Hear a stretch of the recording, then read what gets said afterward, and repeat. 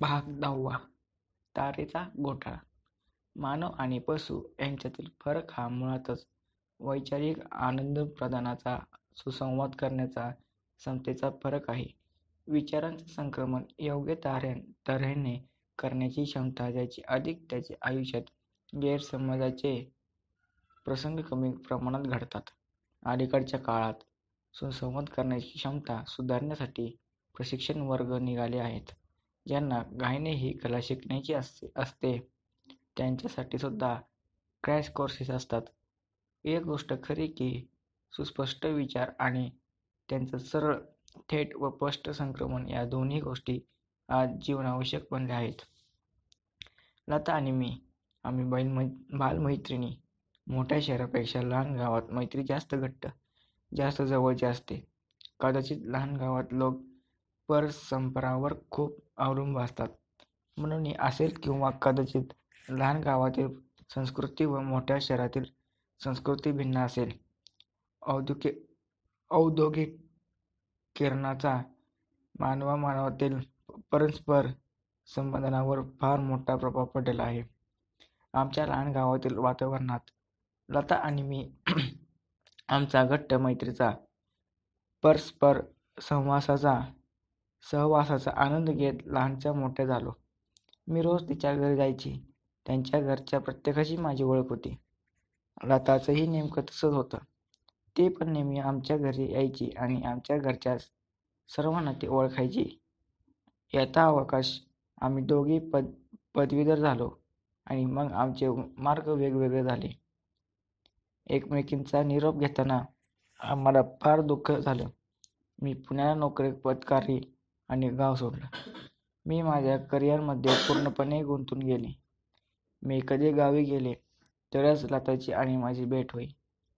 त्यावेळी टेलिफोन ही श्रीमंतांची चैन होती. ही 25 वर्षापूर्वीची गोष्ट आहे.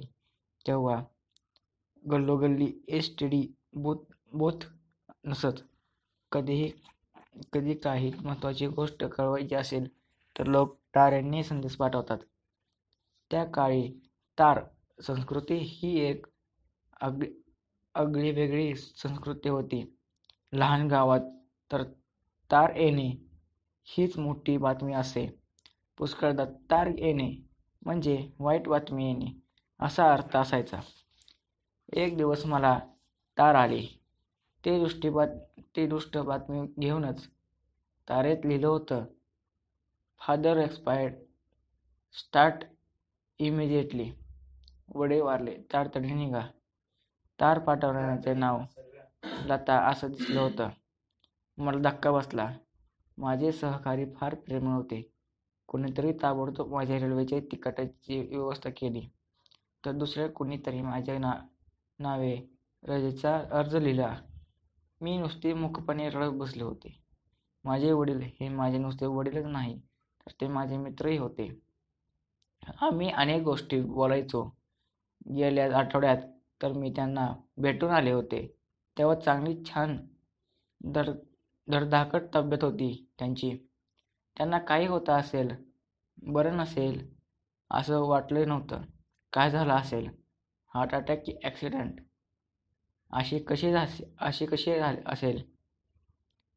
आई कशी असेल? तिला किती कठीण जाईल हे सर्व. माझा एक सहकारी होता. त्याला अशाच प्रकारची तार दर वर्षी येत असे. Grand expired, start immediately. आजी वारली, तातडीने निघा. केव्हाही तातडीने रजा मिळवण्याचा हा एक उत्तम मार्ग असतो असं त्याचे मत होय. तुझी रजा शिल्लक आहे का पण? त्यांनी मला विचारले. त्याला वाटलं माझी तारही त्यांच्यासारखी रजा मिळवण्याची व्यक्ती आहे. त्याचे बोलणं ऐकून मला फार वाईट वाटलं. रागही आला. नंतर रेल्वेत बसून गावापर्यंत जाण्याचा प्रवास हा एक दुःखदायक अनुभव होता. माझ्या बालपणात, माझ्या कॉलेज जीवनात माझे वडील हे एक अविभाज्य घटक होते. सुरुवातीला तेच माझे आदर्श होते. पण पुढे मी जशी मोठे झाले, जग पाहिलं तसे ते माझे मित्र बनले. आता आपलं बालपण कायमचं हरवलं अशी जाणीव मला तेव्हाही झाली. आपण एकत्र प्रवास करायचो. आवडती पुस्तकं वाचायची. वेगवेगळ्या विषयांवर चर्चा करायची. अशी कितीतरी स्वप्न मी आणि माझ्या वडिलांनी एकत्र बसून रंगवली होती आणि ही सारी स्वप्न धुळीला मिळाली होती. मला पुढील आयुष्य तर घालवायचंच होतं. त्या आयुष्यात माझे वडील असते तर ते आयुष्य कितीतरी आनंदाचं, सुखसमाधानाचा घालवता आलं असतं. मी गावी पोचले. मला इतकी चुलत भावंडं होती की त्यापैकी कोणीतरी गाडीच्या वेळी मला आणायला स्टेशनवर आलं असेल अशी माझी अपेक्षा होती. आश्चर्य गोष्ट अशी की आमच्या घरचं कोणीसुद्धा मला न्यायला आलं नव्हतं. मला दुःख झालं, पण सगळे शोकाकुल अवस्थेत असणार अशी मी माझ्या मनाची समजूत घातली. शिवाय मी नेमकी याच गाडीने येणार आहे हे तर त्यांना कसं काय कळणार असे मी विचार केला. मग मी रिक्षा पकडली आणि घरी निघाले. घराजवळ पोहोचल्यावर माझ्या हृदयात धडधड सुरू झाली. तोच रस्ता, तेच घर, पण आज माझे प्रिय वडील तिथे नव्हते. मी रिक्षातून उतरले. घर इतकं शांत कसं काय? मला जरा नवल वाटलं. आत फारसे लोक असल्याची जाणवत नव्हतं. हे कसं काय? माझे वडील एक नावाजलेले डॉक्टर आणि प्रोफेसर होते. लोक त्यांच्या अंत्यदर्शनाला कसे काय आले नाहीत? मी आत शिरले. घराला रंगपट्टी चढवलेली होती. ते आंब्याच्या पानांच्या तोरणांनी व फुलांच्या माळांनी सुशोभित केलेले होते. जणू काही एखादी सण समारंभाची असावा.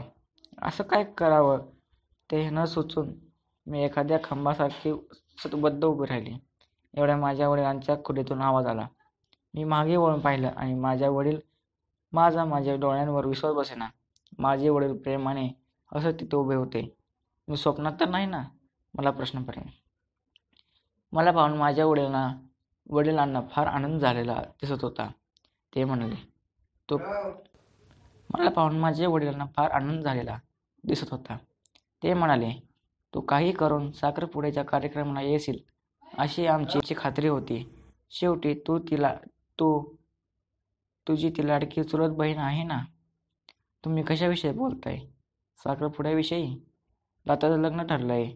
साखरपुडा आजच्या आज संध्याकाळी उरकून घ्यावा अशी मुलाकडची इच्छा आहे. मुलगा दिल्लीला आहे. लग्न तर मी त्यांना मध्येच थांबवलं. ते तार कोणी पाठवले? तुम्ही ते तसं का लिहिलं? तुम्ही माझ्याशी खोटं का बोललात? दुसरं तिसरं कोणी नाही तर तुम्ही खोटं बोललात असं मला कधीच वाटलं नव्हतं." मी फार रागात होते, पण मी कशाविषयी बोलते ते माझ्या वडिलांना काहीच समजेना. "तू कुठल्या तारेविषयी बोलत आहेस? तू यावीस या हेतून आम्ही मुद्दामच तार पाठवावी लागली. पण ही अशी तार का?" मी फार रागात होते. संतापानं धुमसत होते. अखेर मला मिळालेली ती तार मी त्यांच्या हातात ठेवली. ती पाहून माझे वडील आश्चर्यचकित झाले. ती तार त्यांनी पाठवलीच नव्हती. सगळा गोंधळ. मग कोणी पाठवली असावी? अचानक त्यांच्या चेहऱ्यावर स्मित हास्य उमटलं. आता लक्षात आलं सगळा प्रकार. तुझी मैत्रीण लता आहे ना, तिचे वडील काल वारले. ते आजारी होते ते तुला माहीत असेलच. तुझा आणि त्यांचा चांगला परिचय होता. त्यामुळे लतानं तुला ती तार पाठवली असेल. पण मजकूरचा गोंधळ झाला. माझे वडील वारले असं तिने तुला कळवायला हवे होतं खरं, पण या तारेने माझे हा शब्द गायब झालेला दिसतोय.